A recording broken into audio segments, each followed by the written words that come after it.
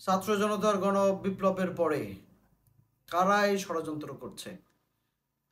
বাংলাদেশের রাজনৈতিক দলগুলো তারা ষড়যন্ত্রে প্রতিটি বারই তারা লেগে পড়েছে।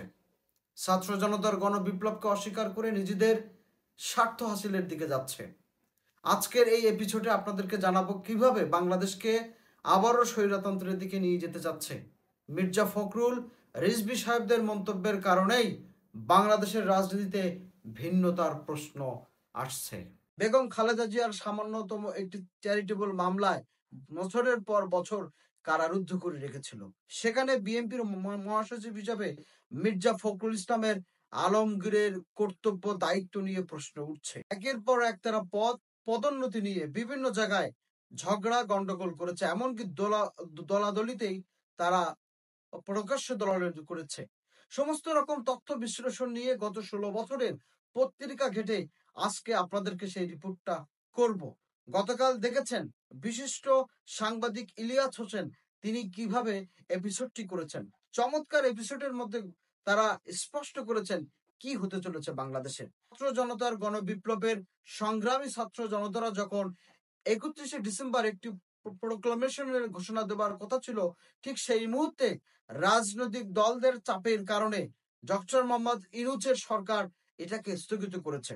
ছাত্র জনতার গণবিপ্লবের সময় যে আন্দোলন সংগ্রাম সামনে এগিয়ে যাবার প্রত্যয় ব্যক্ত করেছিল, সেই জায়গায় আমরা দেখতে পাচ্ছি ছাত্র জনতাকে ভিন্ন রূপে দেখার জন্য একদল শাসক গোষ্ঠী এবং সামনে থেকে না হলেও পিছন থেকে আওয়ামী লীগকে সামনে আনার জন্য চেষ্টা করছে একটি রাজনৈতিক দল। বিস্তারিত আপনাদের সামনে এখনই তুলে ধরব। রিজভী আহমেদ, যিনি আবাসিক নেতা হিসেবে পরিচিত ছিলেন, গত 16 বছরে রিজভী আহমেদকে নিয়ে অনেক নাটক দেখেছে। জাতীয়তাবাদী দলের মধ্যে বিভেদ সৃষ্টি হয়েছে। রিজভী আহমেদ গত দুদিন আগে তিনি যে প্রকাশ্যে জামাতের বিরুদ্ধে কথা বলেছেন, সেটি হলো সবচেয়ে আগের প্রশ্ন। কেন রিজভী আহমেদ আওয়ামী লীগকে নিয়ে সামনে এগোতে চাচ্ছেন? কেন জামাত ইসলামকে 71-এর মুক্তিযুদ্ধ বিরোধী বলছেন? ছাত্র শিবিরের মতন দলকে, ছাত্র সংগঠনকে কেন বলছেন রক্কাচা? মূল স্ক্রিপ্টে আমরা ফিরব।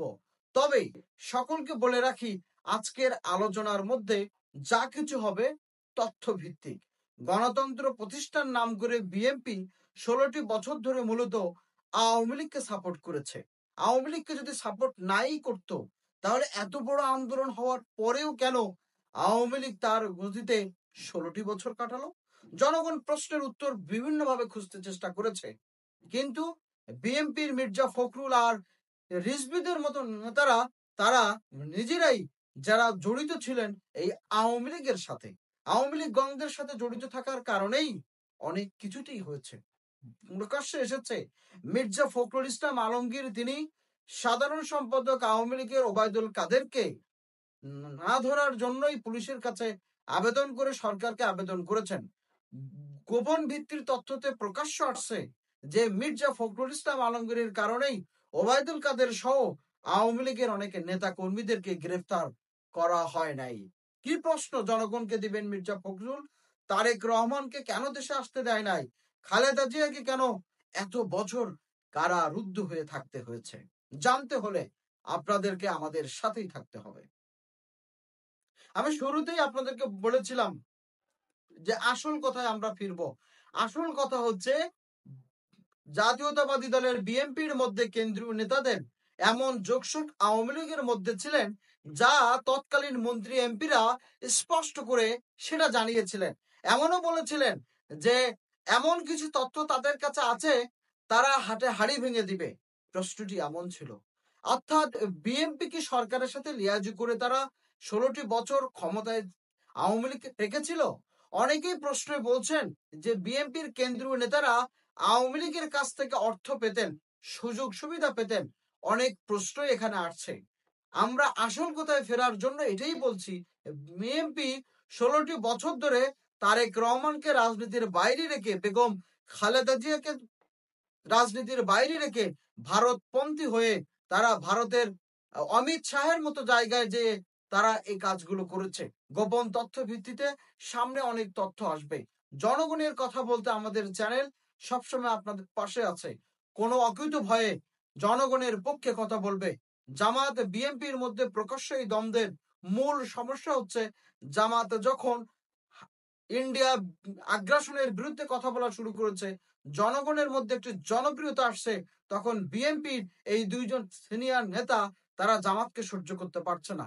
এমনকি গণবিপ্লবের বৈষম্য বিরোধী ছাত্র আন্দোলনকে তারা ভিন্ন চোখে দেখছে।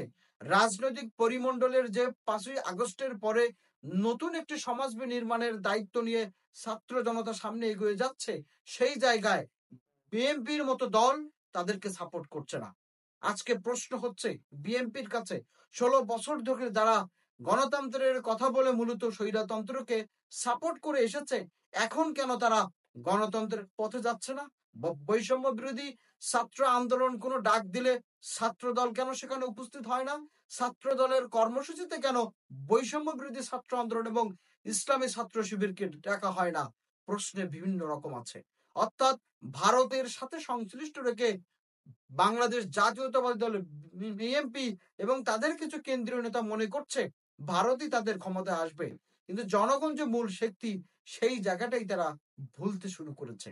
আগামীর বাংলাদেশ নির্মাণের ক্ষেত্রে ছাত্র জনতার গণবিপ্লবকে সামনে রেখে যে ধরনের একটি ঘোষণাপত্র আসতে শুরু করেছে সেটিই দেখার বিষয়। সেখানে কি বিএনপি সাপোর্ট করবে? জনগণ এই প্রশ্ন খুঁজতে অবশ্যই ফখরুল এবং রিজভী সাহেবদের কাছে অনুরোধ করবে বৈষম্য বিরোধী ছাত্র আন্দোলনের এই ঘোষণাপত্রে তাদের সংশ্লিষ্ট থাকতে হবে, অথবা এই দেশের এই সময়ে তারেক রহমান অথবা বেগম খালেদা জিয়া নতুন করে রাজনীতিতে হাল ধরতে পারেন। ধন্যবাদ সবাইকে।